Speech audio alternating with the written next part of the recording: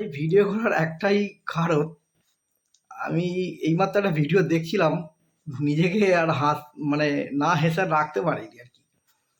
বিষয়টা হচ্ছে এসআরআই শুরু হয়েছে, সবারই প্রবলেম হয়েছে, রাজনীতি থেকে শুরু করে সাধারণ মানুষের। কিন্তু এক কাকার খুব সমস্যা হয়ে গেছে, সেটা হচ্ছে কাকার বিয়ের পর 2 সন্তানের বাবা হয়েছিলেন, কিন্তু এই এসআরআই শুরু হতে তিনি হুট করতেই 3 সন্তানের বাবা হয়ে গেছেন। তো এখন তিনি টেনশনে পড়ে গেছেন যে তার 2 সন্তান ছিল, যে তিনি ঠিক করেছিলেন যে তার 2 সন্তানকে জায়গা জমি ভাগ করে দেবেন।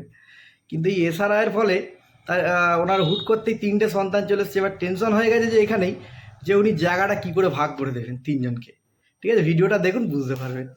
আমার 2 ছেলের জায়গা 3 ছেলে হয়েছে, আতঙ্ক ওই জায়গায় আমার। কি করে হলো কি করে হলো আমি জানি না বাবু, কিছু আমার ছেলেরাও জানে না, বাবার বৌমারাও জানে না।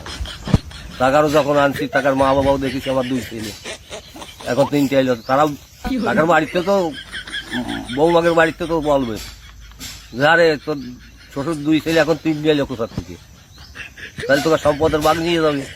এই এলো আমার আতঙ্ক। কি করে